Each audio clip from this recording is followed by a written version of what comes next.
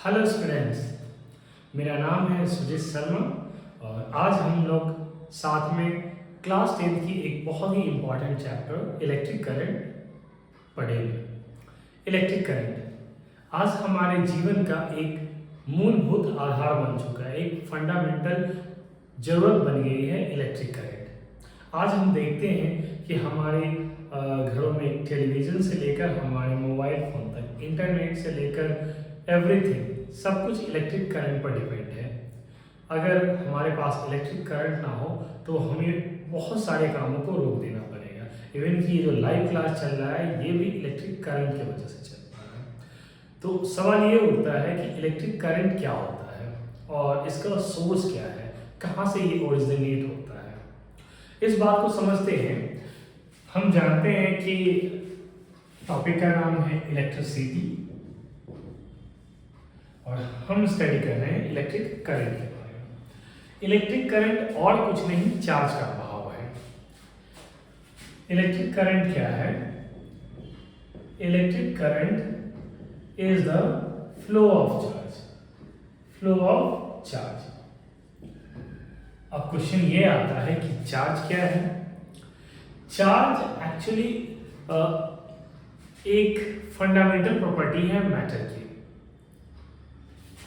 अब जैसे कि हम देखते हैं कि ये जो पूरा यूनिवर्स है वो मेनली मैटर और एनर्जी से बना है। ये पूरा का पूरा यूनिवर्स मैटर और एनर्जी से बना है। हम जानते हैं कि the capacity to do work is called energy, जबकि मैटर क्या है? Anything that has mass and occupies some space is called matter. ऐसा कोई भी चीज जिसमें मास हो और जो जगह लेती हो उसे हम मैटर कहते हैं। मैटर क्या है? ये जो पूरा यूनिवर्स है मेनली दो चीज मैटर और एनर्जी से बना है। मैटर खुद बहुत ही स्मॉलेस्ट पार्टिकल जिसे हम एटम कहते हैं, एटम से बना है, राइट? और ये एटम जो है वो भी 3 सब atomic particles electron, protons and neutron से मिलकर बना है।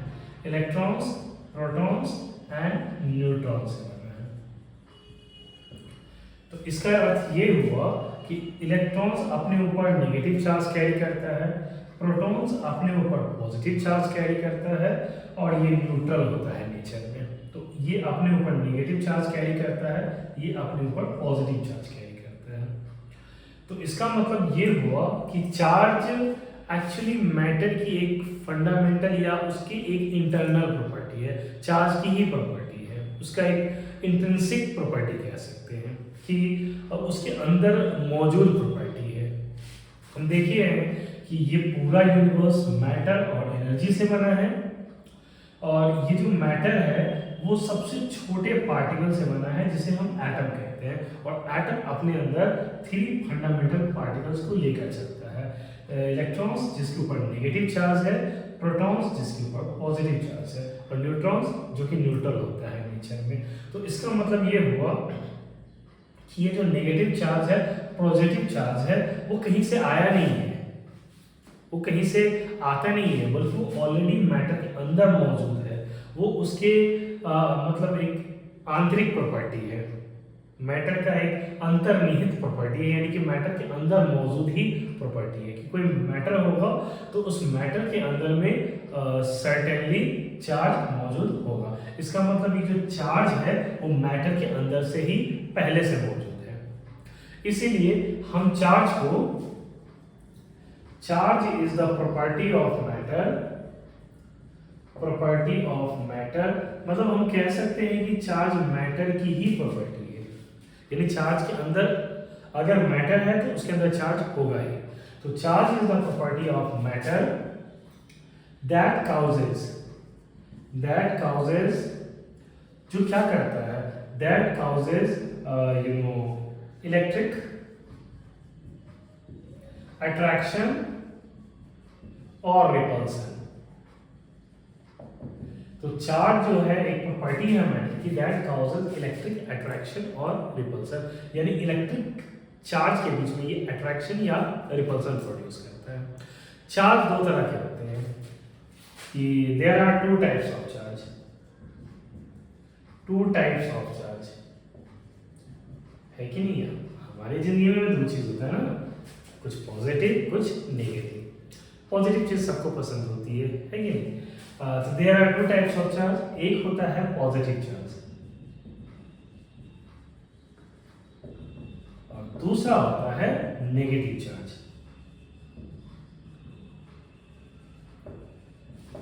हमने पढ़ा है कि लाइक चार्जेस के बीच में अट्रैक्शन होता है, जैसे प्लस और प्लस या फिर माइनस माइनस, ये लाइक चार्जेस है, इनके बीच में अट्रैक्शन होगा, लाइक चार्जेस। तो लाइक चार्जेस के बीच में अट्रैक्शन होता है, यानी वो एक दूसरे को अट्रैक्ट करते हैं, अपनी ओर खींचते हैं। जैसे कि प्लस और माइनस होगा तो इसके बीच में एक खिंचाव पैदा होगा, वो उसे अपनी ओर अट्रैक्ट करेगा, है ना? लेकिन अगर उसके जगह अनलाइक चार्जेस, अनलाइक चार्जेस जैसे कि प्लस माइनस या फिर माइनस प्लस, तो इसके बीच में रिपल्सन होता है, यानी अनलाइक चार्ज एक दूसरे को अपने से दूर धकेलते हैं। चार्ज को हमने लाइफ में बहुत जगह फिल किया है, चलो इसको थोड़ा सा और डीपली समझते हैं। तो जैसा कि हमने देखा कि इलेक्ट्रिसिटी क्या है, electric current is the flow, electricity ये टॉपिक हम लोग स्टडी कर रहे हैं। इलेक्ट्रिक करंट क्या है? तो electric current is the flow of charge. ये यूनिवर्स मेनली दो चीज से बना है, मैटर और एनर्जी से। मैटर स्मॉलेस्ट पार्टिकल एटम से बना है और इस एटम के अंदर मौजूद होता है इलेक्ट्रॉन, प्रोटॉन और न्यूट्रॉन। ये इलेक्ट्रॉन और प्रोटॉन ही है जो अपने ऊपर चार्ज कैरी करते हैं। इलेक्ट्रॉन के ऊपर में नेगेटिव चार्ज होता है और प्रोटॉन के ऊपर में पॉजिटिव चार्ज होता है। इसलिए मैंने कहा था कि charge is the intrinsic property of matter, यानी ये मैटर की ही अंतर्निहित यानी मैटर के अंदर ही मौजूद प्रॉपर्टी है। मतलब हम कह सकते हैं कि चार्ज खुद मैटर की ही प्रॉपर्टी है, वो कहीं से आया नहीं है, मैटर के अंदर पहले से मौजूद है। तो charge is the property of matter that causes electric attraction और रिपल्सन। तो there are two types of charge, दो तरह के चार्ज होते हैं, पॉजिटिव चार्ज और नेगेटिव चार्ज। क्लास 8 में आपने पढ़ा होगा कि चार्ज को प्रोड्यूस करने के बहुत सारे तरीके होते हैं, उसमें से एक तरीका होता है रबिंग, फ्रिक्शन करना। जैसे कि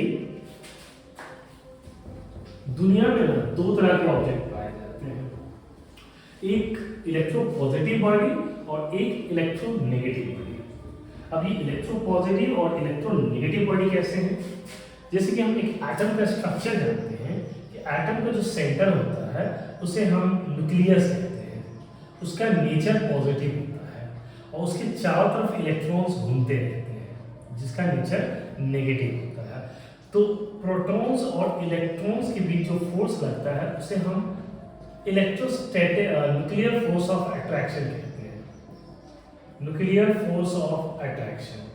अगर न्यूक्लियर फोर्स ऑफ अट्रैक्शन बहुत ज्यादा होगा, स्ट्रॉन्ग होगा, यानी कि प्लस और माइनस के बीच में लगने वाला जो अट्रैक्शन है अगर वो बहुत स्ट्रॉन्ग होगा तो बहुत आसानी से इलेक्ट्रॉन लूज नहीं करेगा। ऐसी बॉडी चूंकि आसानी से इलेक्ट्रॉन लूज नहीं करती, ठीक है ना, तो इसलिए ये इलेक्ट्रॉन अपने ऊपर लेती है, क्योंकि इलेक्ट्रॉन तो लूज करेगा नहीं, तो बल्कि ये इलेक्ट्रॉन लेगा। ऐसा जो बॉडी होता है वो इलेक्ट्रोनेगेटिव बॉडी होता है, नेगेटिव बॉडी।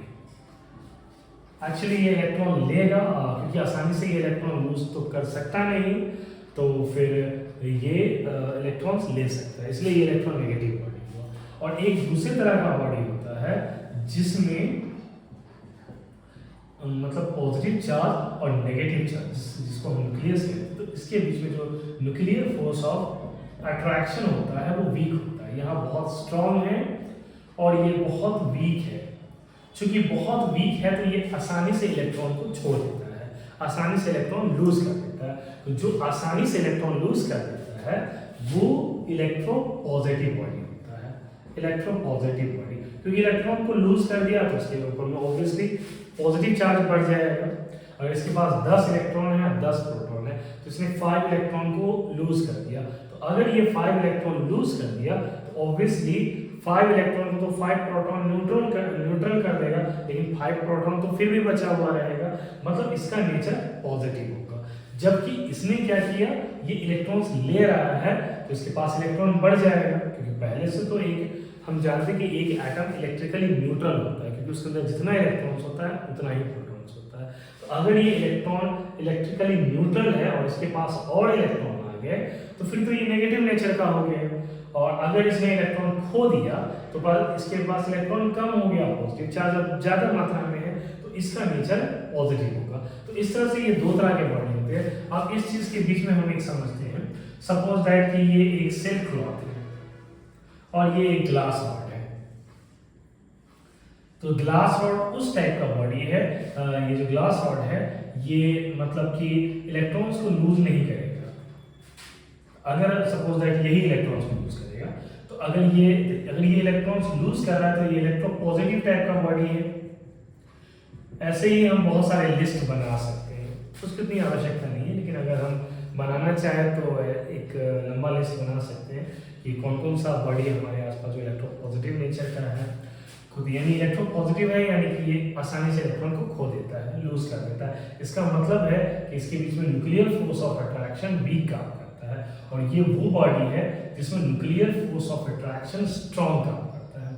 तो ये लेगा, जब हम दोनों को आपस में रब करेंगे, आपको याद होगा बचपन में आपने एक्सपेरिमेंट किया होगा कि एक कॉम्ब को लेकर या एक पेन को लेकर जब हेयर के ऊपर में काफ़ी देर तक रब किया गया तो वो पेपर के छोटे छोटे पीसेस को अपनी ओर अट्रैक्ट कर रहा है।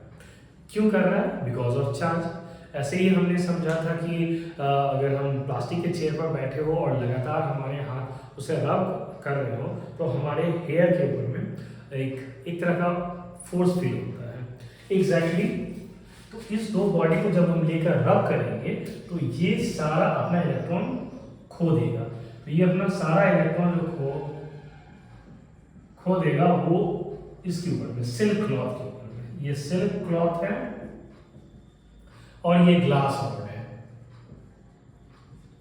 तो ऐसा होगा, तो क्योंकि इसने अपना सारा इलेक्ट्रॉन इसके ऊपर खो दिया तो ये एक नेगेटिव बॉडी बन गया, क्योंकि इसने सारा इलेक्ट्रॉन, और चूंकि इसके ऊपर से इलेक्ट्रॉन चला गया तो ऑटोमेटिकली इसका नेचर कैसा हो जाएगा? पॉजिटिव। तो हम देख रहे हैं कि जब दो को रब करते हैं तो एक ऑब्जेक्ट पॉजिटिव हो जाता है तो एक बॉडी नेगेटिव हो जाता है। तो ये क्या है? इलेक्ट्रोपॉजिटिव, क्योंकि इसके अंदर nuclear force of attraction weak है इसलिए इलेक्ट्रॉन्स को लूज कर रहा है। क्योंकि इलेक्ट्रॉन्स लूज कर दिया तो इसका नेचर पॉजिटिव हो गया। और सेकेंड बॉडी है, इसने तो इलेक्ट्रॉन अपने ऊपर ले लिया।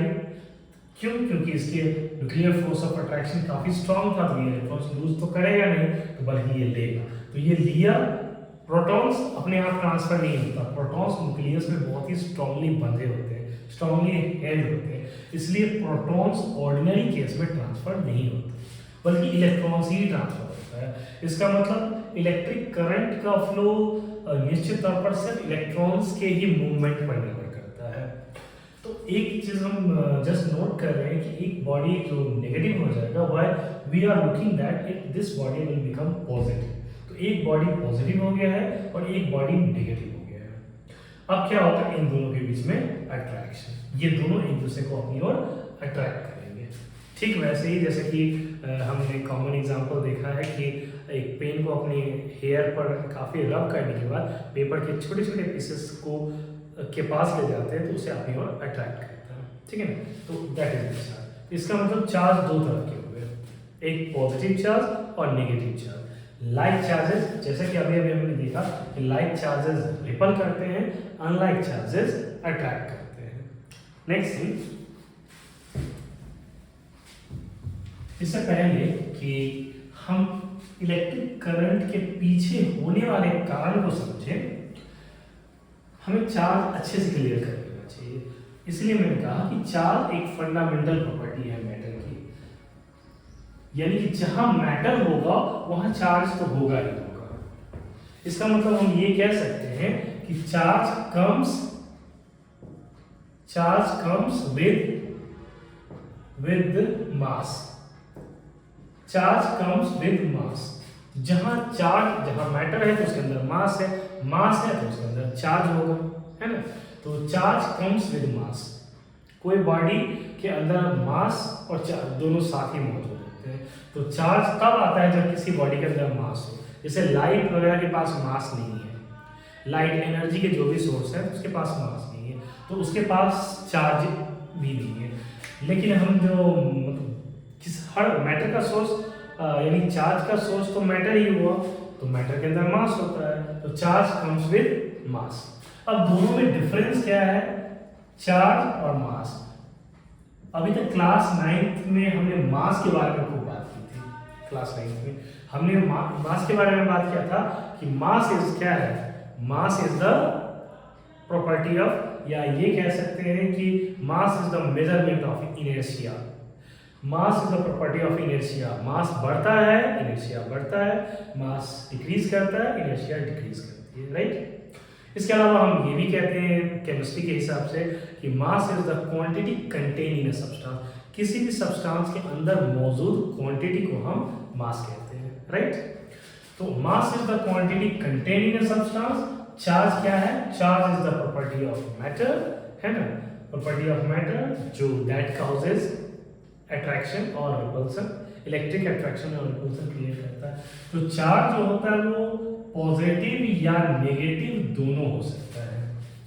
अगर हम चार्ज और मास के बीच में एक फंडामेंटल डिफरेंस देखें तो चार्ज पॉजिटिव और नेगेटिव दोनों हो सकता है, लेकिन मास ऑलवेज पॉजिटिव ही होता है। कभी हमने ये तो नहीं सुना कि इस बॉडी का वजन -10 kg है, इस बॉडी का वजन -20 kg है, कभी नहीं। मास ऑलवेज पॉजिटिव होता है, ठीक है ना। चार्ज मतलब कि मोशन से चार्ज को कोई फर्क नहीं पड़ता, मूविंग करने से चार्ज को कोई फर्क नहीं पड़ता। चार्ज मूव कर सकता है, उसकी प्रॉपर्टी वही रहती है, लेकिन जब मास मूव करता है तो वो नॉर्मली बढ़ता है। लेकिन ये थोड़ी हायर क्लासेस की बात हो गई, आगे रिलेटिविटी वगैरह जब डिस्कशन होगा या और 11th में इस बात को और डिटेल से स्टडी करेंगे। तो दैट्स इट, ये प्रॉपर्टी हुई चार्ज की। नेक्स्ट बात, चार्ज जो होता है वो कंजर्व है। कंजर्व ऑलरेडी मैंने कहा कि चार्ज जो है वो एक फंडामेंटल प्रॉपर्टी है मैटर या इंट्रिंसिक प्रॉपर्टी है मैटर की, यानी कि मैटर के अंदर पहले से मौजूद प्रॉपर्टी को हम चार्ज कहते हैं। तो चार्ज तो मैटर में मौजूद ही है।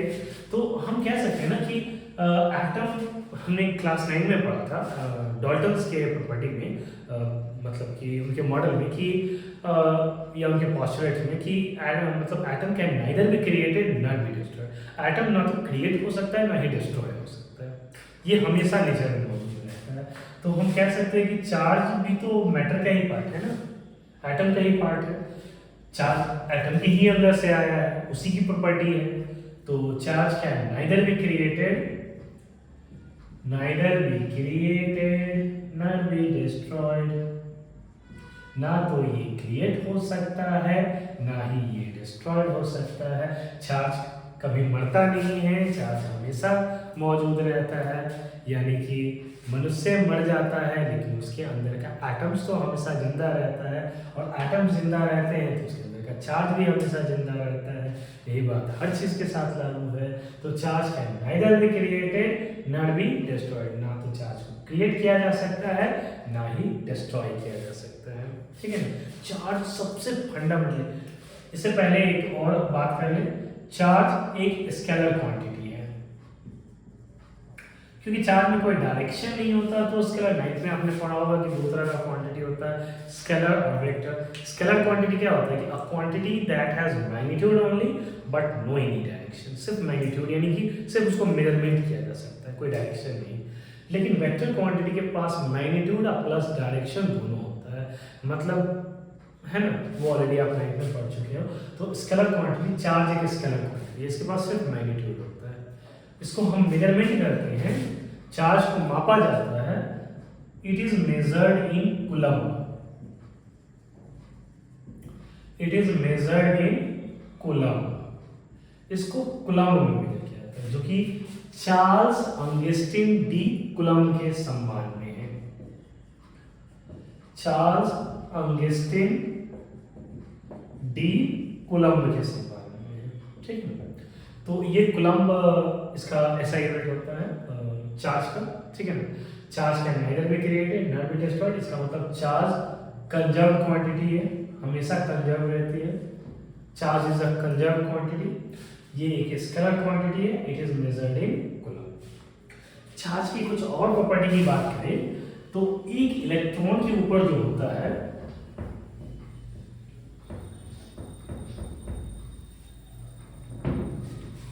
तो चार्ज के एक इलेक्ट्रॉन, आपने क्लास 9 में पढ़ा था कि एक इलेक्ट्रॉन के ऊपर जो चार्ज होता है वो बेसिक है, जिसका मतलब चार्ज एब्सोल्यूट चार्ज का वैल्यू दिया गया था एक इलेक्ट्रॉन के ऊपर में 1.602 into 10 to the power minus 19 coulomb. यही वैल्यू था कि 1 इलेक्ट्रॉन के ऊपर में 1.602 into 10 to the power minus 19 coulomb charge होता है।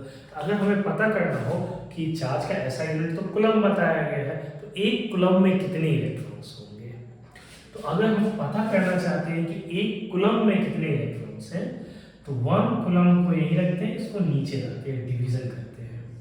इसको डिवीजन करेंगे तो 1.602 into 10 to the power minus 19 coulomb एक इलेक्ट्रॉन के ऊपर में हम पता करें कि एक कूलम के ऊपर में कितना है, तो एक इलेक्ट्रॉन उसके ऊपर में टोटल इतने हैं। अगर मैं इसको डिवाइड करूं तो ये 6.25 into 10 to the power 18 electrons के इक्वल होता है एक कूलम, ठीक है ना। और करंट का ऐसा यूनिट एम्पियर होता है। 1 एम्पियर का मतलब होता है कि 1 कूलम पर सेकेंड, इसे आगे के सेक्शन में बात करेंगे। तो एक कूलम पर सेकेंड में मतलब 1 एम्पियर में इतना इलेक्ट्रॉन्स पर सेकेंड में दौड़ता है। 2 एम्पियर के होंगे तो 2 गुना हो जाएगा, तो 1 कूलम में इतने इलेक्ट्रॉन्स हैं, तो 2 कूलम में इतने, है ना। इसीलिए चार्ज को ना एक क्वांटाइज्ड रूप है, क्वांटाइज्ड मतलब इसको काउंट किया जा सकता है, अमाउंट होता है ना। तो Q चार्ज बराबर plus minus number of electron के इक्वल होता है, यानी कि चार्ज जितना इलेक्ट्रॉन ट्रांसफर हुआ या जितना गेन हुआ वो बराबर चार्ज का होता है। तो मतलब कि Q is equal to N ही होता है, यानी कि एन नंबर ऑफ इलेक्ट्रॉन्स निकालना हो तो चार्ज को एक इलेक्ट्रॉन पर मौजूद चार्ज से डिवाइड कर दे तो निकल जाएगा। अभी अभी हमने बात की ना कि चार्ज एक कूलम में एक इलेक्ट्रॉन में 1.602 into 10 to the power minus 19 coulomb charge होता है। कूलम से कूलम काटे 6.25 into 10 to the power 18 electrons निकल, ठीक है ना। बहुत सिंपल सी बात है कि एक इलेक्ट्रॉन के ऊपर में अगर इतना कूलम चार्ज है तो एक कूलम में कितना इलेक्ट्रॉन्स होगा, मल्टीप्लाई में नीचे ले जाएगी तो डिवाइड। तो क्या पता चला कि कूलम में चार्ज का यूनिट है तो हम चार्ज को Q से इंडिकेट कर दिए, और ये नंबर है तो N से इंडिकेट कर दिए। ई इलेक्ट्रॉन, जैसे कि अगर इलेक्ट्रॉन ट्रांसफर हुआ तो बॉडी पॉजिटिव, मतलब बॉडी पॉजिटिव हुआ कि प्लस दिखाता है, इलेक्ट्रॉन्स आया तो बॉडी नेगेटिव दिखाएगा। तो चार्ज पॉजिटिव या नेगेटिव होगा ये फुल्ली इस बात पर डिपेंड करता है कि इलेक्ट्रॉन ट्रांसफर हो रहा है कि आ रहा है, ठीक है ना। तो ये सारी बातें थी चार्ज के बारे में, है कि नहीं। तो चार्ज ही का फ्लो इलेक्ट्रिक करंट है। बट क्वेश्चन ये उठता है कि चार्ज फ्लो कैसे करता है। कोई तो रीजन होगा ना कि चार्ज फ्लो करता है, कैसे वायर के अंदर फ्लो करता है। ये एक बड़ा ही इंपॉर्टेंट सेक्शन है और इस चीज को हम समझेंगे आगे के टॉपिक में। आगे का टॉपिक होगा इलेक्ट्रिक पोटेंशियल, पोटेंशियल डिफरेंस। उससे पहले हम बात करेंगे इलेक्ट्रिक फील्ड क्या होता है, इलेक्ट्रिक फील्ड की वजह से इलेक्ट्रिक फील्ड कैसे पैदा होता है, इलेक्ट्रिक फील्ड क्या होता है, इलेक्ट्रिक पोटेंशियल क्या है, एक्सेट्रा एक्सेट्रा। तो इसे आगे डिस्कशन करेंगे और आप क्लास में साथ बने रहें। अगले वीडियो में फिर हम आगे का टॉपिक डिस्कस करेंगे। आई होप कि आज चार्ज के बारे में आपने काफ़ी कुछ सीख लिया होगा। तो आप इस वीडियो को न सिर्फ लाइक करें बल्कि शेयर करें अगर आपने इस पूरी वीडियो को देखा है, और चैनल को ज़रूर सब्सक्राइब करें। तो थैंक यू।